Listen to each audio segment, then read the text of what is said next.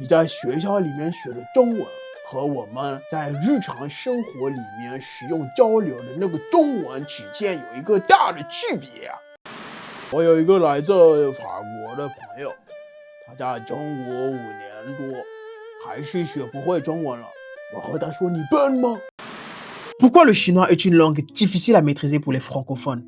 Dans cette vidéo, je vais te présenter 4 attributs de la langue chinoise qui freinent beaucoup d'apprenants afin que toi, qui as décidé d'apprendre le chinois de ton côté, tu saches dans quoi est-ce que tu marches. L'intérêt, ce n'est pas de te faire peur, l'intérêt, c'est de t'avertir afin que tu ne sois ni surpris ni découragé lorsque tu vas rencontrer ces obstacles-là. Si tout est clair pour toi, je propose qu'on puisse accueillir tout de suite le professeur Liang pour nous présenter le premier attribut qui rend le chinois difficile à maîtriser pour nous les francophones. 昨天，一个小朋友过来问我，梁老师，为什么我们在教室里面学过是相信，然后你们说的是信，我们上课的时候学过的是取消，但是你们说的是消。我和他说，孩子，我知道你现在很混乱，但是你一定要记得这个，你在学校里面学的中文和我们在日常生活里面使用交流的那个中文之间有一个大的区别啊！是的。Et oui, l'un des aspects les plus déstabilisants avec le chinois, c'est le creux immense, la différence qu'il y a entre la version jargon du chinois, celle qu'on parle dans la vie de tous les jours, et la version académique du chinois, celle que tu vas apprendre en classe. Par exemple, dans tes cours de chinois, on va te dire que faire confiance à quelqu'un, c'est xiangxin. Ou encore, annuler un événement ou annuler quelque chose, c'est tuxiao. Mais dans la vie de tous les jours, pour dire faire confiance, le chinois ne dira plus xiangxin, il va seulement te dire xin. Pour dire annuler, il ne dira plus tuxiao, il va juste dire xiao. Ça va te déstabiliser et ça me permet déjà de mettre en avant une chose. Quand tu apprends le chinois, si tu te contentes de rester dans la version académique du chinois, c'est-à-dire tu restes juste en classe pour apprendre le chinois, tu ne seras jamais en mesure de parler avec les Chinois. Le chinois, c'est comme le fer, il faut le battre quand il est encore chaud. Il faut commencer à le pratiquer dès le début et surtout le pratiquer avec le chinois parce qu'il y a un véritable creux. La plupart des mots seront prononcés différemment lorsqu'on les utilise dans la vie de tous les jours de comment est-ce qu'ils sont dans tes dictionnaires ou comment est-ce que tu vas les apprendre dans ta salle de classe.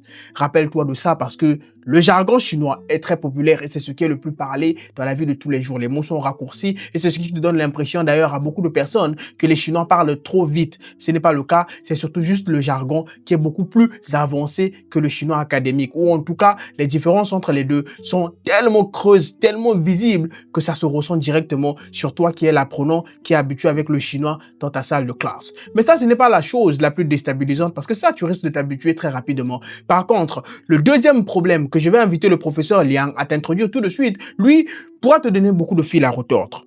我有一个来自法国的朋友，他在中国5年多，还是学不会中文了。我和他说：“你笨吗？”他跟我说：“我不笨，但是我有困难理解一件事情。你们这门语言怎么没有动词变位呢？”我和他说：“就是这样，是我们的语言，你要么适应，你要么就放弃。”结果他放弃了。 Ça aussi, ça va te faire tout drôle au début, mais en chinois, il n'y a pas de conjugaison. Les verbes restent invariables, qu'ils soient employés au présent, au passé ou même au futur. Ça ne veut pas dire que quand on parle chinois, on ne peut pas mettre des phrases au passé ou mettre des phrases au futur ou au présent. Non. Ça veut juste dire les verbes sont invariables tels quels. Du coup, comment est-ce qu'on fait pour faire des phrases au présent, au futur ou au passé en chinois? Eh bien, tout simplement, dans les phrases, on va toujours préciser quand est-ce que l'action se déroule. Quand c'est avant, tu vas dire « il tient ». Tu vas t'arranger en tout cas à mettre un mot comme ça qui précise que c'est déjà passé. Quand c'est le présent, tu vas aussi t'arranger à mettre un adverbe de temps comme « xianza » ou quelque chose comme ça pour préciser que ça se passe maintenant. Et quand c'est au futur, tu vas t'arranger à mettre un mot comme « iho » ou préciser le jour où l'action se passera pour que la personne sache. Oui, on conjugue pas en chinois, on utilise le contexte pour faire comprendre à son interlocuteur que l'action se passe dans le présent, dans le passé ou dans le futur. Ça va te faire tout drôle au début, mais rassure-toi, tu risqueras de t'habituer. Mais garde en tête qu'il n'y a pas de conjugaison. Quand tu vas venir ici, il n'y aura pas d'imparfait, pas de passé simple, pas de futur simple, pas de ces choses-là.